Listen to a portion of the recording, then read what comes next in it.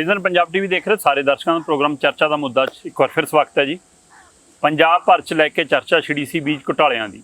ਬੀਜ ਘੁਟਾਲਿਆਂ ਦੇ ਦਰਮਿਆਨ ਹੀ ਉਹ ਚਰਚਾ ਕੇਂਦਰ ਨੂੰ ਜਾ ਰਹੀ ਸੀ ਕਿ ਕੇਂਦਰ ਦੀ ਇੱਕ ਚਰਚਾ ਪੰਜਾਬ ਆ ਪੜੀ। ਬਿਲਕੁਲ ਜੀ, ਕੇਂਦਰ ਸਰਕਾਰ ਨੇ ਜੋ ਫੈਸਲਾ ਲਿਆ ਖੁੱਲੀ ਮੰਡੀ ਦਾ ਕਿ ਕਿਸਾਨ ਹੁਣ ਕਿਸੇ ਵੀ ਮੰਡੀ 'ਚ ਜਾ ਕੇ ਦੇਸ਼ ਦੇ ਕਿਸੇ ਵੀ ਕੋਨੇ 'ਚ ਜਾ ਕੇ ਕਿਸੇ ਵੀ ਥਾਂ ਜਾ ਕੇ ਆਪਣੀ ਫਸਲਾਂ ਵੇਚ ਸਕਦੇ ਨੇ ਤੇ ਇਹਦੇ ਨਾਲ ਉਹਨਾਂ ਨੇ ਕਿਹਾ ਕਿ ਸਟੋਰ ਵੀ ਕਰ ਸਕਦੇ ਨੇ, ਜਿੰਨੀ ਚਾਹੁਣ ਆਪਣੀ ਰੱਖ ਲੈਣ, ਜਦੋਂ ਲੋੜ ਹੋਵੇ ਵੇਚ ਲੈਣ, ਜਦੋਂ ਮਹਿੰਗੀ ਹੋ ਗਈ ਵੇਚ ਲੈਣ। ਕੀ ਇਹਦਾ ਫਾਇਦਾ ਕਿਸਾਨਾਂ ਨੂੰ ਹੋਣ ਜਾ ਰਿਹਾ ਜਾਂ ਵੱਡੇ ਉਦਯੋਗਪਤੀਆਂ ਨੂੰ ਹੋਣ ਜਾ ਰਿਹਾ?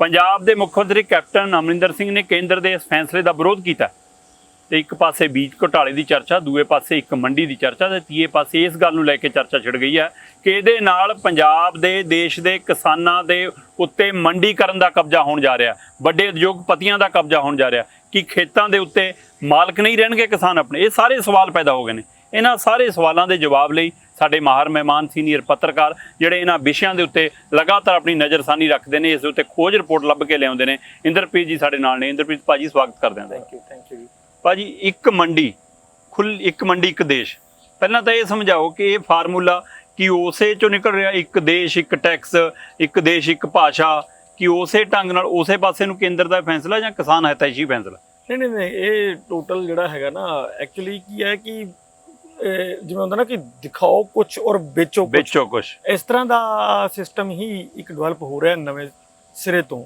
ਬੜੇ ਲੰਬੇ ਅਰਸੇ ਤੋਂ ਖਾਸ ਤੌਰ ਤੇ ਜਿਹੜੇ ਸਾਡੇ ਆਰਥਿਕ ਮਤਲਬ ਉਹਦੇ ਮਾਹਿਰ ਨੇ ਜੀ, ਉਹ ਇਹ ਕਹਿ ਰਹੇ ਹੈ ਕਿ ਜਿਹੜਾ ਅਸੀਂ ਅਨਾਜ ਖਰੀਦ ਰਹੇ ਹਾਂ ਉਹ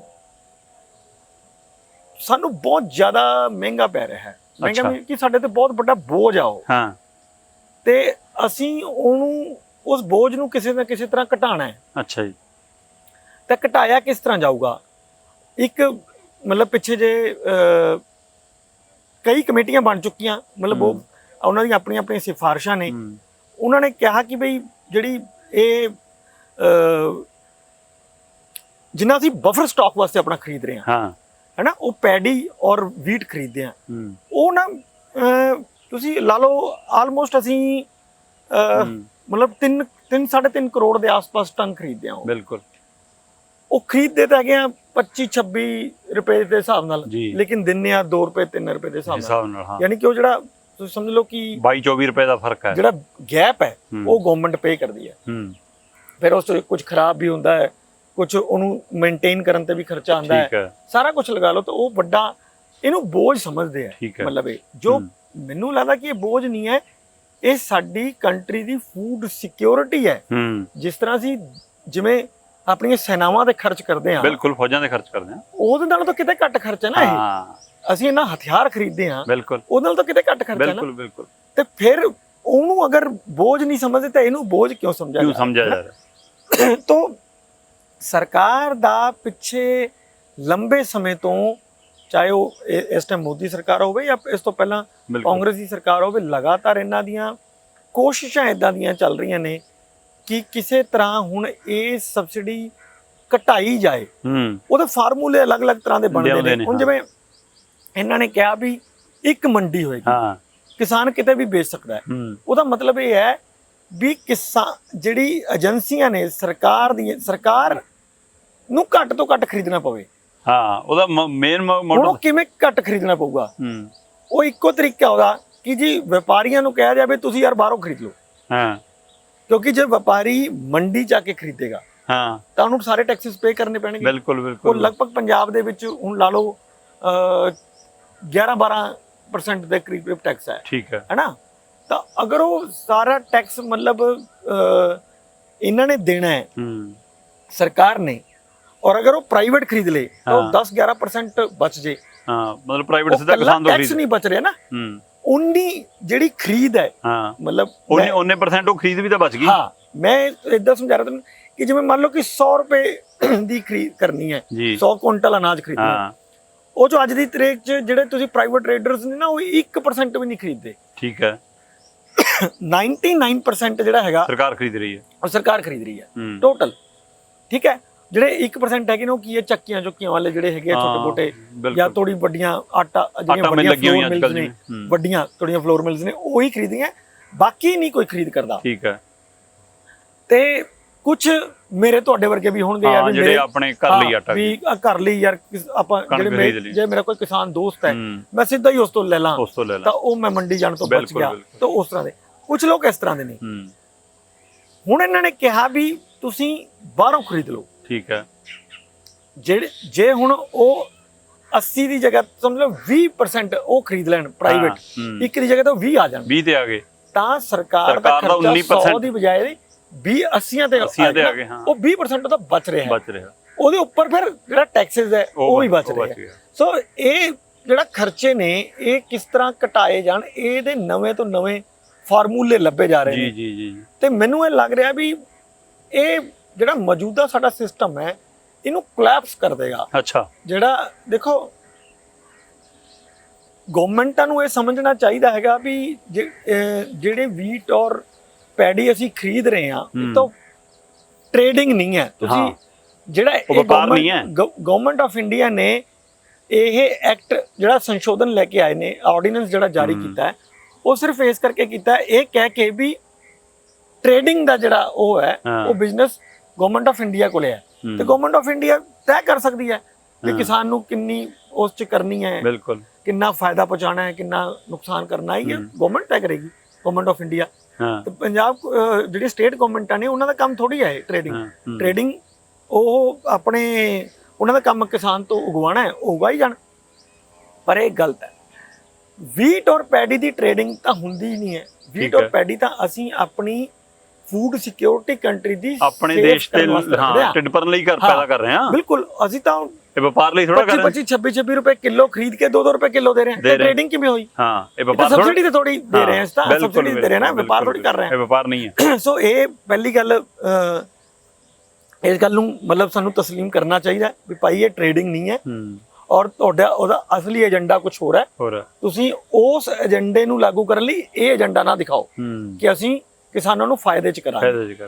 ਦੂਜਾ ਇਹਦੇ ਚ ਇਹ ਹੈ ਵੀ ਦੇਖੋ ਬਿਜ਼ਨੈਸਸ ਨੇ ਉਹਨਾਂ ਦੇ ਉੱਤੇ ਹੀ ਟੈਕਸਸ ਲੱਗਦੇ ਆ ਤਾਂ ਸਟੇਟਾਂ ਦੇ ਵਿੱਚ ਜਾਂ ਗਵਰਨਮੈਂਟ ਆਫ ਇੰਡੀਆ ਸੈਂਟਰ ਦੇ ਵਿੱਚ ਡਿਵੈਲਪਮੈਂਟ ਕਰਦੀ ਹੈ। ਬਿਲਕੁਲ। ਸਾਡਾ ਮੰਡੀ ਸਿਸਟਮ ਮਤਲਬ 76 ਦਾ ਬਣਿਆ ਹੋਇਆ ਹੈ ਤੇ ਉਦੋਂ ਤੋਂ ਹੀ ਮਤਲਬ ਅਸੀਂ ਲਗਾਤਾਰ ਜਿੱਥੇ ਮੰਡੀ ਟੈਕਸਸ ਸਾਡੇ ਕੋਲ ਆਉਂਦੇ ਨੇ, ਚਾਹੇ ਮਾਰਕੀਟ ਕਮੇਟੀ ਦੇ ਰੂਪ ਚ ਆ ਜਾਣ, ਚਾਹੇ RDF ਦੇ ਰੂਪ ਚ ਆ ਜਾਣ, ਚਾਹੇ ਕਿਸੇ ਹੋਰ ਰੂਪ ਚ ਆ ਜਾਣ, ਉਹਨਾਂ ਨਾਲ ਅਸੀਂ ਡਿਵੈਲਪਮੈਂਟ ਕਰਦੇ ਹਾਂ, ਪਿੰਡਾਂ ਦੀਆਂ ਮੰਡੀਆਂ ਬਣਾਉਂਦੇ ਹਾਂ, ਰੋਡ ਨੈਟਵਰਕ ਬਣਾਉਂਦੇ ਹਾਂ, ਸਾਰਾ ਕੁਝ ਉਸ ਤੋਂ ਬਣਦਾ ਹੈ। ਹੁਣ ਜੇ ਤੁਸੀਂ ਉਹਨੂੰ ਬਾਹਰ ਕਰ ਦੋਗੇ ਇਸ ਤਰ੍ਹਾਂ ਜਿਵੇਂ ਮੈਂ ਪਹਿਲਾਂ ਕਿਹਾ, ਤਾਂ ਉਹਦੀ ਵੱਡੀ ਸੱਟ ਸਟੇਟ ਗਵਰਨਮੈਂਟਾਂ ਦੇ ਉੱਤੇ ਹੀ ਪੈਣੀ ਹੈ। ਆਲਰੇਡੀ ਜਿਹਨੂੰ ਤੁਸੀਂ GST ਲਗਾ ਕੇ ਬਹੁਤ ਨੁਕਸਾਨ ਦੇ ਚੁੱਕੇ ਹੋ। ਠੀਕ ਹੈ। GST ਅੱਗੇ ਇੱਕ ਪਰਚੇਸ ਟੈਕਸ ਵੀ ਲੱਗਦਾ ਹੁੰਦਾ ਸੀਗਾ ਜਿਹੜੇ ਫੂਡ ਮਤਲਬ ਗ੍ਰੇਨ ਵਿਕਦੇ ਹੈ, ਮਤਲਬ ਪੈਡੀ, ਵੀਟ, ਇਹ ਸਾਰਾ ਇਹਨਾਂ ਦੇ 4% ਵੀਟ ਟੈਕਸ ਸੀਗਾ, ਉਹ ਪਰਚੇਸ ਟੈਕਸ ਸੀਗਾ। ਉਹ ਜਦੋਂ ਇਹਨਾਂ ਨੇ GST ਲਾਗੂ ਕੀਤਾ ਤਾਂ ਉਹਨੂੰ ਮਰਜ ਕਰਤਾ, ਉਹਦੇ ਵਿੱਚ ਜ਼ੀਰੋ ਕਰਤਾ। ਠੀਕ ਹੈ। ਉਹ ਜ਼ੀਰੋ ਕਰਨ ਨਾਲ ਪੰਜਾਬ ਦਾ 1600-1700 ਕਰੋੜ ਰੁਪਏ ਦਾ ਸਿੱਧਾ ਨੁਕਸਾਨ ਹੋ ਗਿਆ। ਜੇ ਤੁਸੀਂ ਸਮਝੋ ਕਿ ਬਈ ਸਾਡੇ ਕੋਲੇ ਕਿੰਨੀ ਹੋ ਜਾਂਦੀ ਹੈ 60,000 ਕਰੋੜ ਦੀ ਇਸ ਟਾਈਮ 50,000 ਕਰੋੜ ਦੀ ਸਾਡੇ ਕੋਲੇ ਇਸ ਟਾਈਮ ਦੋਨੋਂ ਫਸਲਾਂ ਹੁੰਦੀਆਂ। ਠੀਕ ਹੈ। 16 5 4 5 का 20 2,000 ਕਰੋੜ ਰੁਪਏ ਦਾ ਸਿੱਧਾ ਨੁਕਸਾਨ ਹੈ ਪੰਜਾਬ ਦਾ। ਹੁਣ ਇਹ 2,000 ਕਰੋੜ ਰੁਪਇਆ ਆਏਗਾ ਕਿੱਥੋਂ? ਤੁਸੀਂ ਤਾਂ ਖੋਲਿਆ, ਤੁਸੀਂ ਕਿ ਅਗਲੇ 5 ਸਾਲ ਕੰਪਨਸੇਟ ਕਰ ਦਾਂਗੇ, 5 ਸਾਲ ਕਰ ਦੋਗੇ, 6ਵੇਂ ਸਾਲ ਫਿਰ 6ਵੇਂ ਸਾਲ ਕੌਣ ਦੇਗਾ? ਸੋ ਇਹ ਜਿਹੜੀ ਚੀਜ਼ਾਂ ਹੈਗੀਆਂ ਨੇ ਇਹ ਬਹੁਤ ਨੁਕਸਾਨਦੇਹ ਨੇ ਸਟੇਟਾਂ ਵਾਸਤੇ, ਖਾਸ ਤੌਰ ਤੇ ਪੰਜਾਬ, ਹਰਿਆਣਾ, ਵੈਸਟਰਨ ਯੂਪੀ, ਜਿੱਥੇ ਇਹ ਸਿਸਟਮ ਆਲਰੇਡੀ ਕੰਮ ਕਰ ਰਿਹਾ, ਸਕਸੈਸਫੁਲੀ ਕੰਮ ਕਰ ਰਿਹਾ ਔਰ ਇੱਕ ਵੱਡਾ ਲਾਭ ਲੋਕਾਂ ਨੂੰ ਦੇ ਰਿਹਾ। ਹੁਣ ਇੱਕ ਚੀਜ਼ ਇਹ ਦਿਖਾਈ ਜਾ ਰਹੀ ਹੈ ਜੀ, ਕਿਸਾਨ ਨੂੰ ਕਿਉਂ ਰੋਕੀ ਅਸੀਂ ਵੀ ਉਹ ਕਿਤੇ ਨਾ ਵੇਚੇ ਜਾ ਕੇ। ਕਿਸਾਨਾਂ ਨੂੰ ਇਸ ਢੰਗ ਨਾਲ ਭਰਮਾਇਆ ਜਾ ਰਿਹਾ ਕਿ ਉਹ ਤਾਂ ਖੁੱਲੀ ਮੰਡੀ ਲਈ। ਹਾਂ, ਬਿਲਕੁਲ ਨਹੀਂ ਰੋਕਣਾ ਚਾਹੀਦਾ। ਉਹਨਾਂ ਨੂੰ ਵੀ ਰਾਈਟ ਹੋਣਾ ਚਾਹੀਦਾ ਹੈ ਵੀ ਜਿੱਥੇ ਮਰਜ਼ੀ ਜਾ ਕੇ ਵੇਚੋ, ਪਰ ਇੱਕ ਸਿਸਟਮ 'ਚ ਤਾਂ ਵੇਚੋ। ਤੁਸੀਂ ਪਹਿਲਾਂ ਪ੍ਰਾਈਵੇਟ ਮੰਡੀਆਂ ਦਾ ਇੱਕ ਸੰਸ਼ੋਧਨ ਕਰਵਾ ਲਿਆ ਵੀ ਪ੍ਰਾਈਵੇਟ ਮੰਡੀਆਂ ਦੇ ਵਿੱਚ ਪ੍ਰਾਈਵੇਟ ਮੰਡੀਆਂ ਵੱਡੀਆਂ ਕੰਪਨੀਆਂ ਵੀ ਖੋਲ ਸਕਦੀਆਂ ਨੇ, ਗਵਰਨਮੈਂਟ ਦਾ ਇਕੱਲਾ ਰਾਈਟ ਨਹੀਂ ਹੈ ਇਹ, ਪ੍ਰਾਈਵੇਟ ਕੰਪਨੀਆਂ ਵੀ ਕਰ ਸਕਦੀਆਂ। ਠੀਕ ਹੈ, ਉਹ ਵੀ ਕਰ ਲਓ, ਲੇਕਿਨ ਉਹ ਵੀ ਤਾਂ ਸਿਸਟਮ 'ਚ ਰਹਿਣਗੇ ਨਾ। ਤੁਸੀਂ ਨਜ਼ਰਸਾਨੀ ਤਾਂ ਕਮ ਸੇ ਕਮ ਕਰ ਸਕਦੇ ਹੋ, ਕੋਈ ਹੱਦ ਬੰਦਾ ਤਾਂ ਹੋਵੇ। ਵਪਾਰੀਆਂ ਤੇ ਜਾਂ ਦੂਸਰੇ ਬੰਦਿਆਂ ਤੇ ਕਿਵੇਂ ਨਜ਼ਰ ਰੱਖੋਗੇ? ਬਿਲਕੁਲ। ਫਿਰ ਦੂਜੀ ਗੱਲ ਇਹ ਹੈ ਕਿ ਤੁਸੀਂ ਇਹ ਜਿਹੜਾ ਸਾਰਾ ਮਤਲਬ ਖਰੀਦ ਰਹੇ ਹੋ ਉਹ ਇੱਕ ਪਾਰਟਿਕੂਲਰ ਗੋਦਾਮਾਂ 'ਚ ਰੱਖਦੇ ਹੋ। ਸਾਨੂੰ ਪਤਾ ਹੁੰਦਾ ਵੀ ਇਸ ਗੋਦਾਮ 'ਚ 100 ਕੁਇੰਟਲ ਪਈ ਹੈ, ਫਲਾਣੇ ਗੋਦਾਮ 'ਚ 1000 ਕੁਇੰਟਲ ਪਈ ਹੈ। ਤੁਸੀਂ ਕਹਤਾ ਵੀ ਪ੍ਰਾਈਵੇਟ ਉਹਨੂੰ ਖਰੀਦ ਲੈਣ। ਕੀ ਅਸੀਂ ਮਤਲਬ ਵੱਡੀਆਂ ਕੰਪਨੀਆਂ ਨੂੰ ਇਹ ਕਹਿ ਰਹੇ ਹਾਂ ਵੀ ਤੁਸੀਂ ਜਿੰਨਾ ਵੱਡੀ ਜ਼ਖੀਰਾ ਜਮਾ ਕਰ ਲਓ, ਬਾਅਦ 'ਚ ਜੋ ਕਾਲ ਪੈ ਜੇ ਜਾਂ ਵੀਟ ਆਣੀ ਹਜੇ ਤੁਸੀਂ ਮਹਿੰਗਾ ਕਰਕੇ ਵੇਚੋ ਤੇ ਤੁਸੀਂ ਉਹਨੂੰ ਵਧਾ ਕੇ ਵੇਚੋ ਆਪਣੇ। ਇਹ ਇਸ ਦਿਸ਼ਾ ਵੱਲ ਕੰਮ ਕਰਨਾ ਚਾਹੁੰਦੇ ਹੋ। ਬਿਲਕੁਲ। ਸੋ ਇੱਕ ਤਾਂ ਸਾਨੂੰ ਇਹ ਸਾਰੀਆਂ ਚੀਜ਼ਾਂ ਇੰਨੀਆਂ ਕੁ ਕੰਪਲਿਕੇਟਡ ਨੇ, ਬਿਨਾਂ ਬਹਿਸ ਤੋਂ ਮਤਲਬ ਇਹ ਗਵਰਨਮੈਂਟ ਨੇ ਇਹਨੂੰ ਲਾਗੂ ਕਰਤਾ ਹੈ ਮਹਾਮਾਰੀ ਦੀ ਆੜ 'ਚ। ਤੁਸੀਂ ਕਹੋ ਵੀ ਹਜੇ ਦੇਖੋ ਪਾਰਲੀਮੈਂਟ ਬੈਠੀ ਨਹੀਂ ਹੈ ਔਰ ਪਾਰਲੀਮੈਂਟ ਬਿਨਾਂ ਬੈਠੇ ਇਹ ਤੁਸੀਂ ਪਾਸ ਕਰਤਾ, ਉਹਦਾ ਫਾਇਦਾ ਕੀ ਹੋਇਆ? ਕੀ ਕਾਲੀ ਐਡੀ? ਦੇਸ਼ ਵਾਪਸ ਆਰਥਿਕਤਾ ਦੀ ਪਟੜੀ ਵੱਲ ਉਤਰ ਰਿਹਾ ਹੈ, ਸਾਰਾ ਕੰਮਕਾਜ ਖੁੱਲ ਰਿਹਾ, ਹੌਲੀ ਹੌਲੀ ਪਾਰਲੀਮੈਂਟਸ ਵੀ ਖੁੱਲ ਜਾਣਗੀਆਂ, ਬਿਲਕੁਲ ਇਹ ਵੀ ਖੁੱਲ ਜਾਣਗੀਆਂ। ਬਹਿਸ ਕਰਕੇ ਕਰਾ ਲੈਂਦੇ, ਬਹਿਸ ਕਰਕੇ ਕਰਾ ਲਓ। ਤੁਹਾਨੂੰ ਲੱਗੇ ਵੀ ਹਾਂ ਸਾਰਾ ਦੇਸ਼ ਇਸ ਗੱਲ ਤੇ ਰਾਜੀ ਹੈ ਵੀ ਵਾਕਈ ਇਹ ਸਿਸਟਮ ਟੁੱਟਣਾ ਚਾਹੀਦਾ, ਤੋੜ ਦਿਓ। ਲੇਕਿਨ ਯਾਰ ਕਮ ਸੇ ਕਮ ਲੋਕਾਂ ਦੀ ਸੁਣੋ ਤਾਂ ਸਹੀ। ਲੋਕਾਂ ਦੀ ਰਾਏ ਤਾਂ ਲਓ। ਰਾਏ ਹੀ ਨਹੀਂ ਲੈ ਰਹੇ, ਕਿਸਾਨਾਂ ਦੀ ਰਾਏ ਤਾਂ ਲੈ ਲਓ। ਇਹ ਫੈਸਲਾ ਕਰਤਾ ਜੋ ਮੈਨੂੰ ਲੱਗਦਾ ਕਿ ਇਹ ਬਹੁਤ ਖਤਰਨਾਕ ਦਿਸ਼ਾ ਵੱਲ ਹੈ। ਬਾਕੀ ਪਰਸੋਂ ਅਸੀਂ ਐਗਰੀਕਲਚਰ ਮਿਨਿਸਟਰ ਨਾਲ ਜਿਹੜੇ ਸੈਂਟਰ ਵਾਲੇ ਹੈਗੇ ਆ ਉਹਨਾਂ ਨਾਲ ਇਸ ਤੇ ਜਿਹੜੀ ਹੈਗੀ ਆ ਪ੍ਰੈਸ ਕਾਨਫਰੰਸ ਕੀਤੀ ਸੀਗੀ ਜੀ, ਤੇ ਉਹਨਾਂ ਨੇ ਬਹੁਤ ਕੋਸ਼ਿਸ਼ ਕੀਤੀ ਆਪਣਾ ਪੱਖ ਰੱਖਣ ਦੀ, ਪਰ ਉਹ ਜਿਹੜੇ ਮੈਂ ਤੁਹਾਨੂੰ ਸ਼ੰਕੇ ਦੱਸੇ ਆ ਇਹਦੇ ਉੱਤੇ ਕੋਈ ਜਵਾਬ ਨਹੀਂ ਦੇ ਰਿਹਾ। ਮੈਨੂੰ ਲੱਗਦਾ ਕਿ ਉਹਨਾਂ ਕੋਲ ਜਵਾਬ ਹੈ ਨਹੀਂ।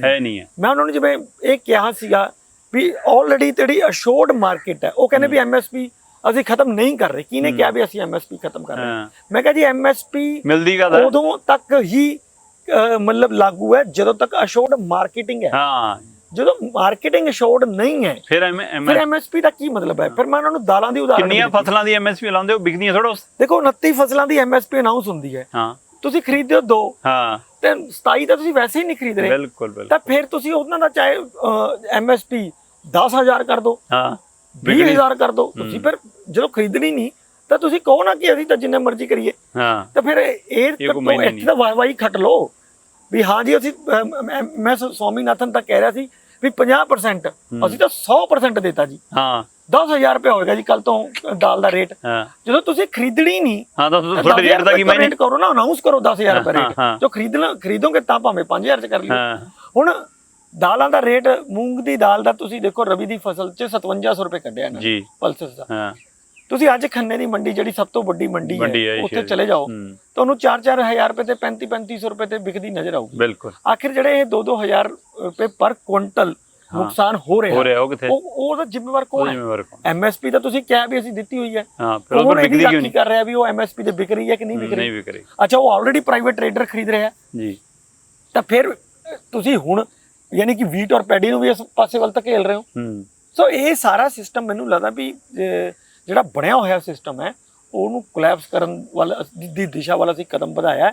ਔਰ ਮੈਨੂੰ ਇਹ ਲੱਗ ਰਿਹਾ ਹੈ ਵੀ ਅਕਾਲੀ ਦਲ ਜਿਹੜਾ ਕਿ ਆਪਣੇ ਆਪ ਨੂੰ ਬਹੁਤ ਵੱਡਾ ਕਿਸਾਨਾਂ ਦਾ ਅਲੰਬਰਦਾਰ ਅਖਵਾਉਂਦਾ ਹੈ ਔਰ ਸਟੇਟਾਂ ਦੇ ਹੱਕਾਂ ਲਈ ਖੜਨ ਵਾਲਾ ਅਖਵਾਉਂਦਾ ਹੈ, ਉਹ ਬਹੁਤ ਬੁਰੀ ਤਰ੍ਹਾਂ ਇਹਦੇ ਵਿੱਚ ਮਾਰ ਖਾਏਗਾ। ਮੈਂ ਇਸ ਮਸਲੇ ਤੇ ਜੋ ਉਹਦੇ ਲਈ ਮੈਨੂੰ ਲੱਗਦਾ ਵੀ ਇਹ ਘਾਤਕ ਹੋਏਗਾ। ਬਿਲਕੁਲ, ਮੈਂ ਇਸ ਮਸਲੇ ਤੇ ਆਉਣਾ ਸੀ, ਅਸੀਂ ਬ੍ਰੇਕ ਲਈ ਰੁਕਣਾ। ਬ੍ਰੇਕ ਤੋਂ ਬਾਅਦ ਮੈਂ ਇੰਦਰਪ੍ਰੀਤ ਹੋਰਾਂ ਦੇ ਵੀ ਜਾਣਨ ਦੀ ਕੋਸ਼ਿਸ਼ ਕਰਨੀ ਹੈ ਕਿ ਕੈਪਟਨ ਹੋਰਾਂ ਦਾ ਇਸ ਮਸਲੇ ਤੇ ਕੇਂਦਰ ਤੋਂ ਉਲਟ ਸਟੈਂਡ ਲੈਣਾ, ਕਿ ਉਹ ਪੰਜਾਬ ਹਿਤੈਸ਼ੀ ਹੈ ਜਾਂ 2022 ਨੂੰ ਧਿਆਨ 'ਚ ਰੱਖ ਕੇ ਅਕਾਲੀ ਦਲ ਨੂੰ ਘੇਰਨ ਦੀ ਵੀ ਰਣਨੀਤੀ ਹੈ। ਸੋ ਜਿਸ ਗੱਲ ਵੱਲ ਇੰਦਰਪ੍ਰੀਤ ਹੋਰਾਂ ਨੇ ਇਸ਼ਾਰਾ ਕੀਤਾ ਕਿ ਕੇਂਦਰ ਨੇ ਮਹਾਮਾਰੀ ਦੀ ਆੜ ਦੇ ਵਿੱਚ ਇਹ ਵੱਡੇ ਵਪਾਰੀਆਂ ਨੂੰ, ਮੈਂ ਇਹਦੇ ਨਾਲ ਇੱਕ ਹੋਰ ਜਾਣਕਾਰੀ ਵੀ ਆਪਾਂ ਇੰਦਰਪ੍ਰੀਤ ਹੋਰਾਂ ਤੋਂ ਲੈਣੀ ਚਾਹਾਂਗੇ ਕਿ ਜਿਹੜਾ ਤੁਸੀਂ ਕਹਿ ਰਹੇ ਹੋ ਕਿ ਹੁਣ ਵੱਡੇ ਵਪਾਰੀ ਸਟੋਰ ਕਰ ਸਕਣਗੇ, ਕਿ ਉਹ ਖੜੀ ਫਸਲ ਦਾ ਸੌਦਾ ਕਰਕੇ ਕਿਸਾਨ ਤੋਂ ਖੇਤਾਂ ਦੇ ਖੇਤ ਹਾਇਰ ਕਰ ਲਿਆ ਕਰਨਗੇ, ਕਿ ਪਿੰਡਾਂ ਦੇ ਵਿੱਚ ਸੌਦਾ ਹੋ ਜਾਇਆ ਕਰੇਗਾ, ਕਿ ਅਜਿਹੀ ਕਾਰਨ ਤਾਂ ਨਹੀਂ ਕਿ ਕਿਸਾਨ ਆਪਣੇ ਖੇਤ 'ਚ ਮਜ਼ਦੂਰੀ ਕਰਨ ਲਈ ਮਜਬੂਰ ਹੋ ਜਾਵੇ। ਸੋ ਇਹਨਾਂ ਸਵਾਲਾਂ ਦੀ ਵੀ ਜਾਣਕਾਰੀ ਲੈਣੀ ਚਾਹਾਂਗੇ, ਪਰ ਇੱਕ ਛੋਟੇ ਜਿਹੇ ਬ੍ਰੇਕ ਲਈ ਰੁਕਾਂਗੇ। ਹੁਣੇ ਪਰਸਨ ਤੁਸੀਂ ਵੇਖਦੇ ਰਹੋ ਵਿਜ਼ਨ ਪੰਜਾਬ TV।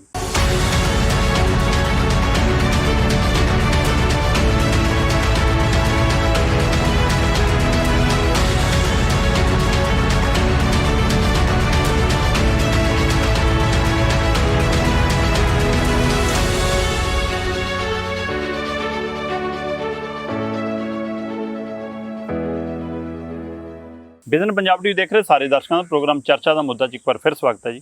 ਇੰਦਰਪ੍ਰੀਤ ਜੀ, ਮੈਂ ਪਹਿਲੀ ਗੱਲ ਤਾਂ ਜਾਣਨਾ ਚਾਹੁੰਦਾ, ਜਿਸ ਗੱਲ ਨੂੰ ਤੁਸੀਂ ਇਸ਼ਾਰਾ ਕੀਤਾ ਸੀਗਾ ਕਿ ਜਿਹੜੇ ਵੱਡੇ ਵਪਾਰੀ ਨੇ ਹੁਣ ਸਟੋਰ ਕਰ ਲੈਣਗੇ। ਸਰਕਾਰ ਕਹਿੰਦੀ ਕਿ ਕਿਸਾਨਾਂ ਨੂੰ ਛੋਟ ਹੈ, ਕਿ ਕਿਸਾਨ ਜਿੰਨੇ ਚਾਹਣ ਸਟੋਰ ਕਰ ਸਕਦੇ ਆ, ਪਰ ਆਪਾਂ ਜਾਣਦੇ ਹਾਂ ਕਿਸਾਨਾਂ ਦੀ ਕਿੰਨੀ ਖਾਦ ਹੈ, ਉਹ ਕਿੰਨਾ ਕੁ ਜਮ੍ਹਾਂ ਕਰ ਸਕਦੇ ਆ, ਉਹਨਾਂ ਦੀ ਜਮ੍ਹਾਂ ਕਰਨ ਵਾਲੀ ਹੱਦ ਨਹੀਂ। ਜਿਹੜੇ ਵਪਾਰੀ ਪਹਿਲਾਂ ਮਹਾਮਾਰੀਆਂ ਦੇ ਟਾਈਮ, ਔਖੇ ਟਾਈਮਾਂ ਦੇ ਟਾਈਮ ਚੀਨੀ ਤੱਕ ਸਟੋਰ ਕਰਕੇ ਮਹਿੰਗੀਆਂ ਵੇਚਦੇ ਰਹੇ ਨੇ, ਦਾਲਾਂ ਸਬਜ਼ੀਆਂ ਮਹਿੰਗੀਆਂ ਵੇਚਦੇ ਰਹੇ ਨੇ, ਉਹ ਜਦੋਂ ਇਹ ਛੋਟ ਸਰਕਾਰ ਵੱਲੋਂ ਮਿਲ ਗਈ ਫਿਰ ਤਾਂ ਉਹ ਬਿਲਕੁਲ ਕਾਲੇ ਧੰਦੇ ਤੇ ਆ ਜਾਣਗੇ। ਕੀ ਤੁਹਾਨੂੰ ਲੱਗਦਾ ਕਿ ਇਹਦੇ ਨਾਲ ਪਿੰਡਾਂ ਦੀ ਜ਼ਮੀਨੋਂ 500-500 ਕਿੱਲੇ ਲੈ ਲਿਆ ਕਰਨ ਕਿ ਆ ਸਾਰੀ ਇਹ 'ਚ ਫਸਲ ਸਾਡੀ ਮਰਜ਼ੀ ਦੀ ਉਗਾਓ, ਅਸੀਂ ਖਰੀਦਾਂਗੇ, ਤੇ ਕਿਸਾਨ ਆਪਣੀ ਹੀ ਫਸਲ ਉਗਾ ਕੇ ਖਰੀਦ ਨਾ ਸਕੇ, ਉਹ ਖੁੱਲੇ ਬਾਜ਼ਾਰ 'ਚੋਂ ਮਹਿੰਗੀ ਖਰੀਦੇ ਬਾਅਦ 'ਚੋਂ? ਕਿ ਅਜਿਹੀ ਸਥਿਤੀ ਵੱਲ ਤਾਂ ਨਹੀਂ ਵੱਧ ਰਹੇ? ਦੇਖੋ, ਮੈਂ ਤੁਹਾਨੂੰ ਪਹਿਲਾਂ ਹੀ ਇਸ ਵੱਲ ਇਸ਼ਾਰਾ ਜਿਹਾ ਕੀਤਾ ਸੀਗਾ ਕਿ ਜਦੋਂ ਤੁਸੀਂ ਗਵਰਨਮੈਂਟ ਨੇ ਇਹ ਕਰਤਾ ਵੀ ਤੁਸੀਂ ਪ੍ਰਾਈਵੇਟ ਸੈਕਟਰ ਜਿੰਨੀ ਮਰਜ਼ੀ ਖਰੀਦ ਕਰ ਸਕਦਾ ਹੈ ਔਰ ਉਹ ਕਿੱਥੇ ਰੱਖੇਗਾ ਇਹ ਵੀ ਦੱਸਣ ਦੀ ਉਹਨੂੰ ਲੋੜ ਨਹੀਂ ਹੈ, ਹਾਂ, ਤਾਂ ਅਸੀਂ ਸਿੱਧਾ ਨਾ ਕਿ ਜ਼ਖੀਰੇ ਵੱਲ ਵਧ ਰਹੇ ਹਾਂ ਫਿਰ, ਜਦੋਂ ਦੱਸਣ ਦੀ ਲੋੜ ਹੀ ਨਹੀਂ। ਮੈਂ ਤੁਹਾਨੂੰ ਇੱਕ ਛੋਟੀ ਜਿਹੀ ਐਗਜ਼ਾਮਪਲ ਦੇ ਕੇ ਸਮਝਾਉਣਾ ਚਾਹੁੰਦਾ। 2008 ਜਾਂ 7 ਦੇ ਆਸ-ਪਾਸ, 8 ਦੇ ਆਸ-ਪਾਸ ਅਚਾਨਕ ਫਰਵਰੀ ਮਹੀਨੇ 'ਚ ਬਹੁਤ ਗਰਮੀ ਵੱਧ ਗਈ। ਠੀਕ ਹੈ। ਤਾਂ ਐਗਰੀਕਲਚਰ ਡਿਪਾਰਟਮੈਂਟ ਵੱਲੋਂ ਇੱਕ ਸਟੇਟਮੈਂਟ ਆਈ ਕਿ ਇਸ ਵਾਰ ਪੰਜਾਬ ਹਰਿਆਣਾ ਦੇ ਵਿੱਚ ਜਿਹੜੀ ਵੀਟ ਦੀ ਮਤਲਬ ਜਿਹੜੀ ਪ੍ਰੋਡਕਸ਼ਨ ਹੈ ਉਹ ਬਹੁਤ ਜ਼ਿਆਦਾ ਫਾਲ ਹੋਏਗੀ। ਉਹਨਾਂ ਨੇ 30% ਤੱਕ ਕਹਿਤਾ ਕਿ ਗਿਰੇਗੀ, ਗਿਰ ਸਕਦੀ ਹੈ।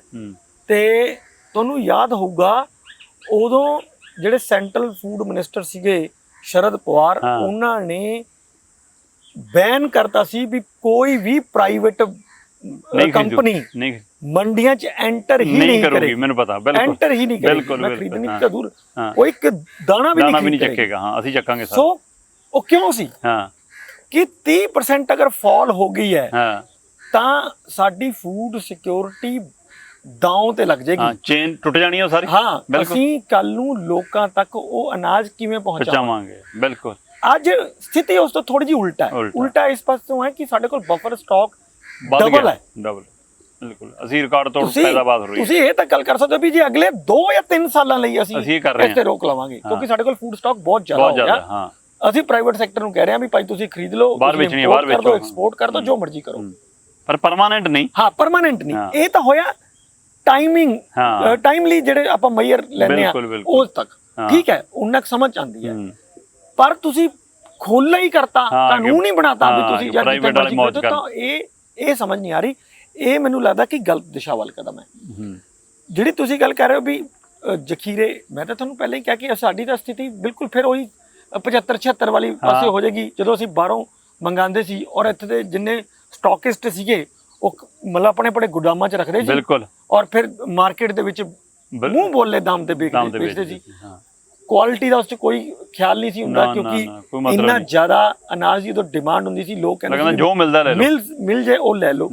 ਤਾਂ ਅੱਜ ਜਦੋਂ ਤੁਸੀਂ ਖੁਦ ਹੀ ਕਹਤਾ ਵੀ ਜਿੰਨਾ ਮਰਜ਼ੀ ਰੱਖ ਲਓ, ਦੱਸਣ ਦੀ ਲੋੜ ਨਹੀਂ, ਤਾਂ ਫਿਰ ਅਸੀਂ ਉਸ ਦਿਸ਼ਾ ਵੱਲ ਨਹੀਂ ਜਾ ਰਹੇ।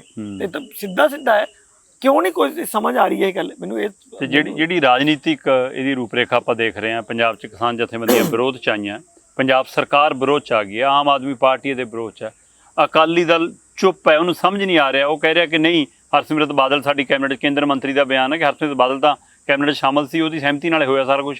ਉਹਨੇ ਆਪੇ ਸਪਸ਼ਟ ਕਰਤਾ ਕਿ ਤਾਂ ਬਹੁਤ ਫਾਇਦੇ ਵਾਲੀ ਚੀਜ਼ ਹੈ। ਇਹਦਾ ਮਤਲਬ ਕੀ ਅਕਾਲੀ ਦਲ ਸਾਰੇ ਪੰਜਾਬ ਤੋਂ ਉਲਟ ਹੋ ਗਿਆ ਜਾਂ ਅਕਾਲੀ ਦਲ ਲਈ ਦੁਵਿਧਾ? ਤੇ ਕੈਪਟਨ ਦਾ ਇਸ ਦੇ ਉਲਟ ਖੜਨਾ, ਕੇਂਦਰ ਦੇ ਉਲਟ, ਕੀ ਉਹ ਪੰਜਾਬ ਹਤੈਸ਼ੀ ਫੈਸਲਾ ਜਾਂ 2022 ਮਿਸ਼ਨ ਹੈ?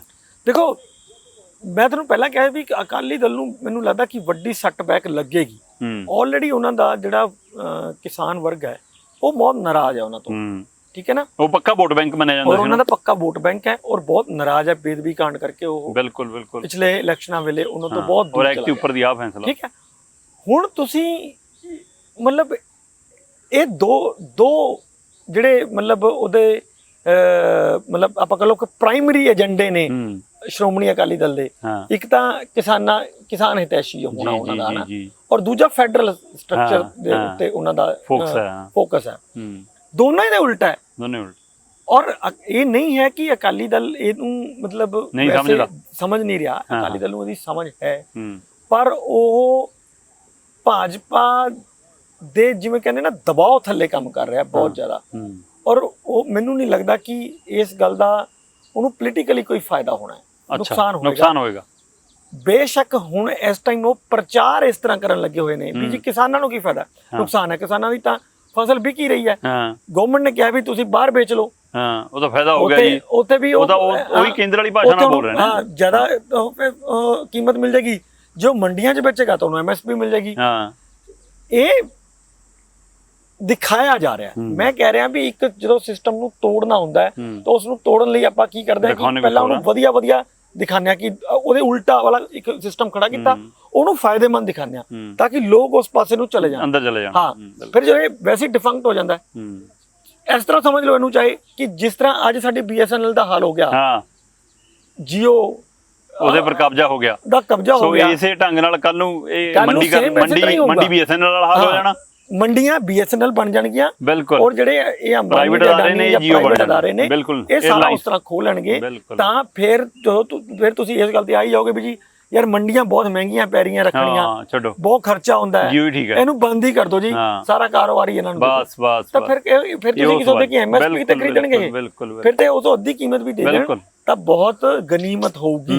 ਔਰ ਉਦੋਂ ਸਾਡੀ ਫੂਡ ਸਿਕਿਉਰਿਟੀ ਦਾ ਕੀ ਹੋਊਗਾ, ਮੈਨੂੰ ਇਸ ਤੇ ਬਹੁਤ ਵੱਡਾ ਖਤਰਾ ਹੈ। ਬਿਲਕੁਲ ਬਿਲਕੁਲ। ਤੇ ਹੁਣ ਅਕਾਲੀ ਦਲ ਨੂੰ 2022 ਚ ਫਿਰ ਕਿਵੇਂ ਪ੍ਰਚਾਰ ਪਾਊਗਾ, ਤੇ ਕੈਪਟਨ ਅਮਰਿੰਦਰ? ਹਾਂ, ਕੈਪਟਨ ਸਾਹਿਬ ਦਾ ਦੇਖੋ ਜਿਹੜਾ ਸਟੈਂਡ ਹੈ ਉਹ ਐਜ਼ ਗਵਰਨਮੈਂਟ ਤਾਂ ਬਿਲਕੁਲ ਉਹਨਾਂ ਦਾ ਠੀਕ ਸਟੈਂਡ ਹੈ, ਕਿਉਂਕਿ ਉਹਨਾਂ ਨੂੰ ਨਜ਼ਰ ਆ ਰਿਹਾ ਹੈ ਵੀ ਜੇ ਤੁਸੀਂ ਫਸਲਾਂ ਨੂੰ ਮੰਡੀ ਸਿਸਟਮ ਤੋਂ ਬਾਹਰ ਕਰਕੇ ਵੇਚਣ ਦੀ ਇਜਾਜ਼ਤ ਦੇ ਦੋਗੇ ਤਾਂ ਗਵਰਨਮੈਂਟ ਦਾ ਟੈਕਸ ਘਟੇਗਾ।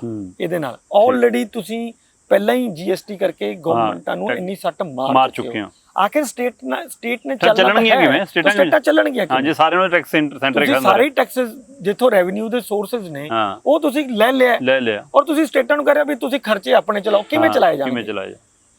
ਸੋ ਇਹ ਕੈਪਟਨ ਨੂੰ ਇਹ ਦਿਖ ਰਿਹਾ, ਇਸ ਕਰਕੇ ਕੈਪਟਨ ਸਾਹਿਬ ਨੇ ਇਹ ਤਾਂ ਉਹਨਾਂ ਦਾ ਜਿਹੜਾ ਵਿਰੋਧ ਹੈ ਉਹ ਦੋ ਧਾਰੀ ਹੈ, ਉਹ ਪੋਲੀਟੀਕਲ ਵੀ ਹੈ। ਪੋਲੀਟੀਕਲ ਉਹ ਇੱਕ ਗੱਲ ਤੇ ਸਟੈਂਡ ਵੀ ਲੈਣਗੇ ਵੀ ਹਾਂ ਮੈਂ ਕਿਸਾਨਾਂ ਦੇ ਪੱਖ ਚ ਹਾਂ, ਇਹ ਵੀ ਦਿਖਾਉਣਾ, ਹਾਂ ਇਹ ਦਿਖਾਣਗੇ ਪੂਰਾ। ਤੇ ਦੂਏ ਪਾਸੇ ਖਜ਼ਾਨੇ ਵਾਲੀ ਬੜੀ ਕਮੀ ਹੈ, ਖਜ਼ਾਨੇ ਵਾਲੇ ਦਾ ਵੀ ਉਹਨਾਂ ਦਾ ਹੈਗਾ ਕਿ ਭਈ ਉਹਨੂੰ ਸੱਟ ਲੱਗ ਰਹੀ ਹੈ ਜੀ। ਅਕਾਲੀ ਦਲ ਲਈ ਜੇ ਤੁਸੀਂ ਕਹਿੰਦੇ ਹੋ ਕਿ ਇਹ ਦਿੱਕਤ ਖੜੀ ਹੋਗੀ ਕਿ ਉਹ ਇਸ ਮੁੱਦੇ ਤੇ ਜਦੋਂ ਕਿਸਾਨ ਜਥੇਬੰਦੀਆਂ ਮੁੱਦਾ ਬਣਾਉਣਗੀਆਂ, ਕਿਸਾਨ ਸਮਝਣਗੇ ਇਸ ਗੱਲ ਨੂੰ, ਤਾਂ ਅਕਾਲੀ ਦਲ ਨੂੰ ਨੁਕਸਾਨ ਹੋ ਸਕਦਾ BJP ਦੇ ਨਾਲ ਜਾਣਾ। ਦੂਏ ਪਾਸੇ ਤੁਸੀਂ ਕਹਿ ਰਹੇ ਹੋ ਕਿ ਕੈਪਟਨ ਨੂੰ ਇਸ ਗੱਲ ਨਾਲ ਇਹ ਲੱਗਦਾ ਕਿ ਮੈਂ ਪੰਜਾਬ ਦਾ ਹਿਤੈਸ਼ੀ, ਕਿਸਾਨ ਹਿਤੈਸ਼ੀ ਦਿਖਾ ਰਿਹਾ, ਪਰ ਬੀਜ ਘਟਾਲੇ 'ਚ ਤਾਂ ਉਹਦੀ ਵੀ ਤਾਂ ਉਨੀ ਇਜਾਜ਼ਤ ਹੋ ਰਹੀ ਹੈ। ਨਹੀਂ, ਬੀਜ ਘਟਾਲੇ 'ਚ ਘੇਰਿਆ ਫਿਰ ਕੈਪਟਨ ਸਰਕਾਰ, ਕਾਂਗਰਸ ਵੀ ਉਸੇ ਦੋਸ਼ ਨਹੀਂ ਕਰ ਰਹੀ ਕਿਤੇ। ਦੇਖੋ ਦੋ ਚੀਜ਼ਾਂ ਨੇ, ਬੀਜ ਘੁਟਾਲਾ ਐਕਚੁਅਲੀ ਮੈਂ ਕਹਿੰਦਾ ਵੀ ਜਿਹਨੂੰ ਕਹਿੰਦੇ ਨਾ ਵੀ ਬੜਾ ਟਾਈਮਲੀ ਜੇ ਪਤਾ ਚੱਲ ਗਿਆ, ਉਹ ਨੁਕਸਾਨ ਤਾਂ ਹੋ ਜਾਣਾ ਸੀ, ਲੇਕਿਨ ਪਤਾ ਚੱਲ ਗਿਆ, ਉਹ ਪਹਿਲਾਂ ਹੀ ਪਕੜ ਲਿਆ। ਤਾਂ ਹਜੇ ਜਿੰਨਾ ਕਿਸਾਨਾਂ ਨੇ ਤਾਂ ਉਹਦੀ ਪਨੀਰੀ ਬਣਾ ਲਈ ਹੈ, ਮਤਲਬ ਹਨਾ, ਤੇ ਉਹਨਾਂ ਦੀ ਰੁਪਾਈ ਤਾਂ ਜੇ ਸ਼ੁਰੂ ਨਹੀਂ ਹੋਈ ਤਾਂ 10 ਜੂਨ ਤੋਂ ਸ਼ੁਰੂ ਹੋਈ, ਪਰਸੋਂ ਤੋਂ। ਤਾਂ ਸੋ ਉਹ ਤਾਂ ਕਿਉਂਕਿ ਹੁਣ ਇੰਨਾ ਫੈਲ ਗਿਆ ਤਾਂ ਉੱਥੇ ਫਾਰਮਰ ਤਾਂ ਉੱਥੇ ਟਿਕ ਗਿਆ ਵੀ ਨਹੀਂ ਯਾਰ ਵੀ ਆਪਾਂ ਨੀਆਂ ਲਗਾਣੀ, ਕੱਲ ਨੂੰ ਐ ਫਸ ਜਾਵਾਂਗੇ, ਹੈਨਾ।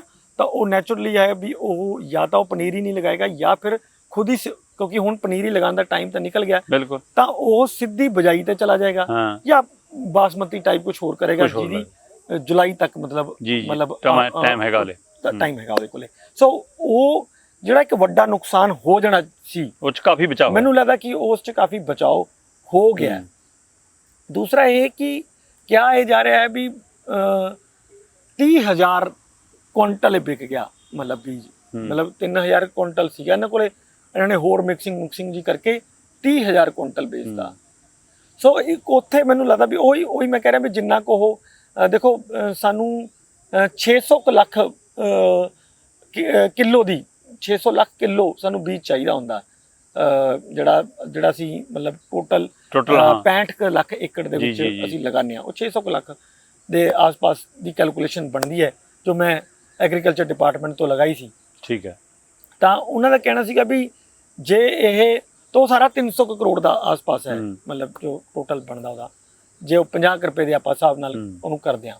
ਸੋ ਉਹਨਾਂ ਦਾ ਕਹਿਣਾ ਸੀ ਵੀ ਜੇ 30,000 ਵਿਕਿਆ ਤਾਂ ਸਾਨੂੰ ਨਹੀਂ ਲੱਗਦਾ ਕਿ ਇਹ ਬਹੁਤ ਜ਼ਿਆਦਾ ਹੈਗਾ, ਤਾਂ ਔਰ ਹੁਣ ਕਿਉਂਕਿ ਬਹੁਤ ਜ਼ਿਆਦਾ ਕਿਸਾਨਾਂ ਨੂੰ ਇਹ ਹੋ ਗਿਆ ਵੀ ਯਾਰ ਨਹੀਂ ਇੱਥੇ ਫਸ ਜਾਾਂਗੇ, ਇਹ ਸਰਟੀਫਾਈਡ ਨਹੀਂ ਹੈ, ਪਤਾ ਨਹੀਂ ਕੀ ਹੋਏਗਾ। ਤਾਂ ਜਿਹੜੇ ਫਾਰਮਰ ਨੂੰ ਇਦਾਂ ਹੈ ਵੀ ਯਾਰ ਉਹਨੂੰ ਤਾਂ ਪਿਓਰਲੀ ਨਵਾਂ ਬੀਜ ਮਿਲ ਗਿਆ ਹੈ, ਉਹ ਪਿਓਰ ਆ ਉਹਦਾ, ਤਾਂ ਉਹ ਤਾਂ ਭਾਵੇਂ ਲਗਾ ਲੇ, ਇੱਕ ਕਿੱਲਾ ਜਾਂ 2 ਕਿੱਲਾ ਲਗਾ ਲੈ, ਉਹਦੇ ਲਗਾ ਲੈ, ਤਾਂ ਦੇਖੋ ਘਟੇਗਾ ਤਾਂ ਕਿੰਨਾ ਕੁ ਬਈ, ਜੇ ਇੱਕ ਦੀ 20 ਕੁਇੰਟਲ ਬੀਜ ਆ ਰਹੀ ਹੈ, ਐ ਤਾਂ ਹੋਏ ਨਹੀਂ ਕਿ ਇਹਦੀ ਜ਼ੀਰੋ ਪ੍ਰੋਡਕਸ਼ਨ ਆਏਗੀ, ਪ੍ਰੋਡਕਸ਼ਨ ਤਾਂ ਹੋਏਗੀ ਬਈ ਹੋ ਸਕਦਾ 2-4 ਕੁਇੰਟਲ ਘਟ ਜੇ, 5 ਕੁਇੰਟਲ ਘਟ ਜੇ, ਬਿਲਕੁਲ, ਜਾਂ ਫਿਰ 2-4 ਕੁਇੰਟਲ ਵੱਧ ਜੇ। ਰਿਸਕ ਹੈ, ਮਤਲਬ ਇਹ ਇੱਕ ਰਿਸਕ ਹੈ, ਕਿਉਂਕਿ ਉਹ ਨਵੀਂ ਵੈਰਾਈਟੀ ਹੈ, ਉਹਦਾ ਘਟ ਵੀ ਸਕਦਾ ਵੱਧ ਵੀ ਸਕਦਾ। ਹਾਂ, ਤਾਂ ਰਿਸਕ ਹੈ। ਉਹ ਮੇਰੇ ਖਿਆਲ ਉਹਨੇ ਕੀ ਫਾਰਮਰ ਜਿਹੜੇ ਵੱਡੇ ਨੇ ਉਹਨਾਂ ਨੇ 1-1 2-2 ਏਕੜ ਆਪਣਾ ਲਗਾ ਕੇ ਇੱਕ ਰਿਸਕ ਜਿਹਾ ਲਿੱਤਾ ਹੈ, ਤਾਂ ਉਹ ਇੰਨਾ ਕੁ ਝੇਲਣ ਦੀ ਸਥਿਤੀ 'ਚ ਵੀ ਹੈਗੇ ਆ। ਮੈਨੂੰ ਲੱਗਦਾ ਵੀ ਉੱਥੇ ਦਾ ਕੋਈ ਬਹੁਤਾ ਨੁਕਸਾਨ ਨਹੀਂ ਹੈ, ਕਿਉਂਕਿ ਉਹ ਤਾਂ ਇਹਨਾਂ ਨੇ ਟਾਈਮਲੀ ਪਕੜ 'ਚ ਆ ਗਿਆ। ਇਹ ਝੇਲਣ ਦੀ ਸਮਰੱਥਾ ਤੁਸੀਂ ਕੈਪਟਨ 'ਚ ਵੀ ਦੇਖ ਰਹੇ ਹੋਗੇ। ਕੈਪਟਨ ਸਾਹਿਬ ਦਾ ਵੀ ਉਹਨਾਂ ਨੇ ਜਿਵੇਂ ਕਿਹਾ ਵੀ ਮੈਂ ਸਿੱਟ ਬਣਾ ਕੇ ਮੈਂ ਬਖਸ਼ੂਗਾ ਨਹੀਂ, ਬੰਦੇ ਵੀ ਪਕੜ ਲਏ ਆ, ਉਹ ਦਿਖਾ ਰਹੇ ਆ ਕਿ ਮੈਂ ਬਹੁਤ ਵੱਡੀ ਕਾਰਵਾਈ ਮੈਂ ਕਰ ਰਿਹਾ। ਸੋ ਉੱਥੇ ਤਾਂ ਉਹਨੂੰ ਕਵਰ ਅਪ ਕਰ ਲੈਣਗੇ। ਸੋ ਇੱਕ ਕਹਾਣੀ ਤਾਂ ਇਹਦੇ ਵਿੱਚੋਂ ਸਾਫ਼ ਹੈ ਕਿ ਚਾਹੇ ਬੀਜ ਘਟਾਲੇ ਵਾਲਾ ਮਸਲਾ ਹੋਵੇ ਤੇ ਚਾਹੇ ਇੱਕ ਦੇਸ਼ ਇੱਕ ਮੰਡੀ ਵਾਲਾ ਮਸਲਾ ਹੋਵੇ, ਨੁਕਸਾਨ ਕਿਸਾਨ ਦਾ ਹੀ ਹੋ ਰਿਹਾ। ਰਾਜਨੀਤਿਕ ਧਿਰਾਂ ਤਾਂ ਆਪਣੇ ਆਪ ਨੂੰ ਕਵਰ ਕਰ ਹੀ ਲੈਣਗੀਆਂ। ਜਿਵੇਂ ਇੰਦਰਪ੍ਰੀਤ ਉਹਨਾਂ ਦਾ ਕਹਿਣਾ ਕਿ ਕੈਪਟਨ ਨੇ ਇਸ ਢੰਗ ਨਾਲ ਜਿਹੜੀ ਸਿੱਟ ਬਣਾ ਕੇ ਕੁਛ ਬਣਾ ਕੇ ਦਿਖਾਉਣ ਦੀ ਕੋਸ਼ਿਸ਼ ਕੀਤੀ ਹੈ ਕਿ ਮੈਂ ਇੱਕ ਵਾਰ ਫੇਰ ਇਹਦੇ ਪਰ ਕਾਰਵਾਈ ਕਰ ਰਿਹਾ, ਤੇ ਦੂਏ ਪਾਸੇ ਕੇਂਦਰ ਦੇ ਨਾਲ ਮਿਲ ਕੇ ਅਕਾਲੀ ਦਲ ਪ੍ਰਚਾਰ ਇਹੋ ਕਰ ਰਿਹਾ ਕਿ ਬਹੁਤ ਫਾਇਦੇਮੰਦ ਹੈ। ਸੋ ਰਾਜਨੀਤਿਕ ਧਿਰਾਂ ਆਪਣੇ ਇਹਦੇ ਵਿੱਚੋਂ ਫਾਇਦਾ ਲੱਭਣ ਦੀ ਕੋਸ਼ਿਸ਼ ਕਰ ਰਹੀਆਂ, ਤੇ ਜੇ ਕਿਸੇ ਪਾਸੇ ਨੁਕਸਾਨ ਹੋਣ ਦੀ ਸੰਭਾਵਨਾ ਬਣੀ ਹੈ ਤਾਂ ਕਿਸਾਨਾਂ ਦੇ ਨੁਕਸਾਨ ਹੋਣ ਦੀ ਸੰਭਾਵਨਾ। ਸੋ ਇਸ ਚਿੰਤਾ ਦੇ ਵਿੱਚ ਅਸੀਂ ਅਜਿਹੇ ਮਸਲਿਆਂ 'ਤੇ ਚਰਚਾ ਕਰਦੇ ਰਹਿੰਦੇ ਹਾਂ। ਫਿਰ ਪਰਤਾਂਗੇ ਨਵੇਂ ਮਹਿਮਾਨਾਂ ਨਾਲ, ਨਵੇਂ ਵਿਸ਼ਿਆਂ ਨਾਲ। ਤੁਸੀਂ ਵੇਖਦੇ ਰਹੋ ਵਿਜ਼ਨ ਪੰਜਾਬ TV, ਹਰ ਕਦਮ ਤੁਹਾਡੇ ਨਾਲ।